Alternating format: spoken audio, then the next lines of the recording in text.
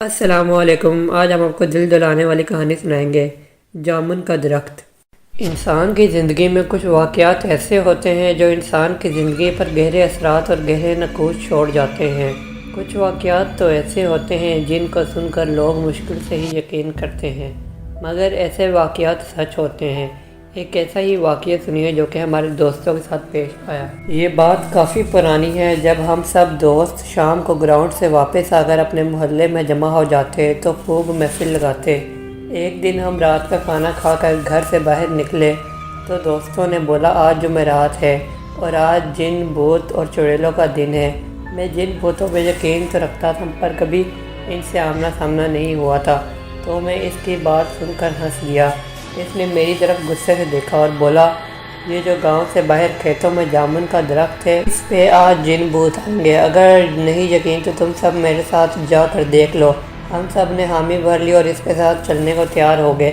میں اس دوست کا نام بتاتا جو یہاں، اس کا نام ندیم تھا۔ وہ اکثر رات کو اکیلا کھیتوں میں گھومتا رہتا تھا، اس لیے اس پہ کچھ دوستوں نے یقین بھی کر لیا تھا پر ہم نے یقین نہیں کیا۔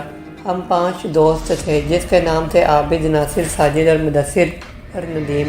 جیسے ہی عشاء کی اذان ہوتی ہم نکل پڑے اس کے ساتھ کھیتوں میں جن بھوت دیکھنے۔ رات کافی گہری ہوئی چلی جا رہی تھی تو ڈر بھی لگ رہا تھا۔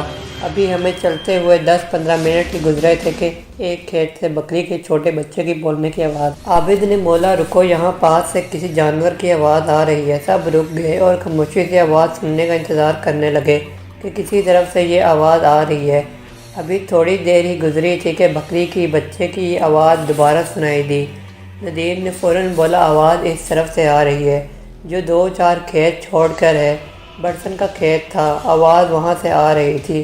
سردیوں کے دن تھے اور ان دنوں میں برسن عام ہوتا ہے۔ سب دوست اس طرف جانے لگے تو ناصر نے بولا چھوڑو یار، جو بھی ہے ہمیں کیا لینا دینا اس سے، ہم جس کام کے لیے جا رہے ہیں اس طرف چلو۔ پر کوئی بھی نہیں مانا اور برسن کے کھیت کی طرف بڑھنے لگے۔ سب بھی وہاں جا کر دیکھا تو ایک چھوٹا سا بکری کا بچہ وہاں کھیت میں بیٹھا تھا۔ ہم میں سے کوئی کچھ بولتا اس سے پہلے ہی ندیم نے کہا لگتا ہے یہ کوئی بکریاں چروانے آتی ہیں، ان کا رہ گیا ہوگا، اس کو اٹھا لو، صبح پتہ لگا کر واپس دے دیں گے۔ سب نے اس کی بات سے اتفاق کیا اور ایسا ہی کیا اور اس کو ہم نے اٹھا لیا اور اپنی منزل کی جانب بڑھنے لگے۔ رات کافی گہری ہوتی چلی جا رہی تھی اور ہمارے ڈر میں مزید اضافہ بھی ہو رہا تھا کیونکہ کھیتوں میں طرح طرح کی جانوروں کی آواز آ رہی تھی۔ مدثر نے بولا یار ہم کو واپس جانا چاہیے، آگے بہت خطرہ ہے۔ سب اس پہ ہنسنے لگے اور اس کو ڈرپوک کہنے لگے۔ خیر وہ خاموشی سے ان کے ساتھ چلتا رہا۔ پھر راستے میں ہمیں سیٹی کی آواز آنا شروع ہو گئی۔ سب رک گئے اور ایک دوسرے کی طرف دیکھنے لگے۔ ڈر سب کے چہرے سے صاف نظر آ رہا تھا پر کوئی بھی یہ نہیں چاہتا تھا کہ ہم واپس جائیں اور اللہ کا نام لے کر اس جامن کے درخت کی طرف بڑھنے لگے۔ ابھی تھوڑی دیر ہی گزری تھی کہ ہمیں چلتے ہوئے تو سامنے ہی وہ درخت نظر آ گیا۔ ہم سب دوست نے اس درخت سے تھوڑا ہٹ کر بیٹھ گئے۔ سب سے پہلے تو مدثر نے بولا اس بکری کے گلے میں کوئی رسی وغیرہ ڈال دو تاکہ یہ کہیں ادھر ادھر نہ ہو جائے۔ سب دوست رسی ڈھونڈنے لگے پڑے اور جلدی ہی ایک چھوٹی سی رسی مل گئی تھی۔ اس کو ہم نے اس کے گلے میں ڈالا اور رسی ناصر کو پکڑا دی اور سب کی نظریں اس درخت پہ جمی تھی۔ 10-15 منٹ ہی گزرے تھے کہ اس جامن کے درخت کے اوپر سے ایک باریک سی لال رنگ کی لائٹ نظر آئی۔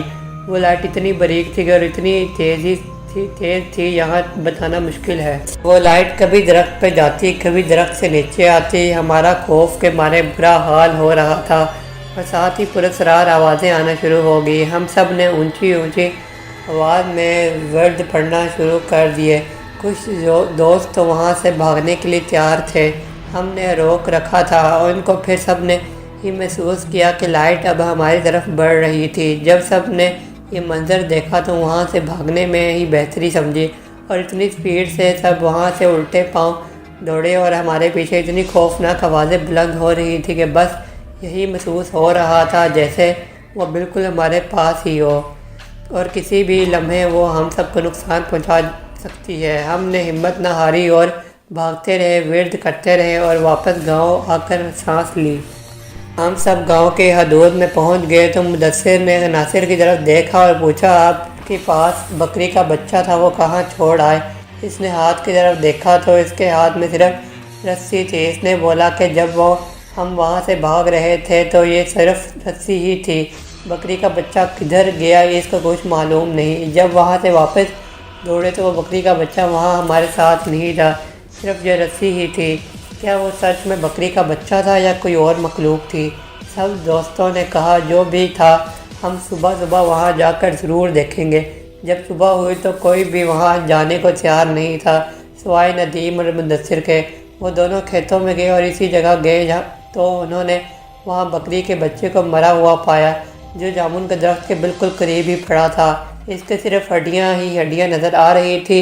اس بکری کے بچے پہ گوشت کا کوئی نام و نشان بھی نہیں تھا۔ وہ دونوں سمجھ چکے تھے کہ رات کو جو کچھ بھی ہوا وہ ان کا وہم نہیں تھا، اس درخت پہ واقعی کچھ ایسا تھا جو ندیم نے بولا تھا۔ اس کے بعد وہ واپس آ گئے اور کبھی بھی رات کے ٹائم باہر گھومنے سے توبہ کر لی۔ آئی ہوپ آپ کو میری ویڈیو پسند ہوگی۔ لائک شیئر سبسکرائب کر کے بیل آئیکن کا بٹن دبانا مت بھولیے گا تاکہ ہماری لیٹسٹ آنے والی ویڈیو کا آپ کو نوٹیفیکیشن آسانی سے ملتا رہے۔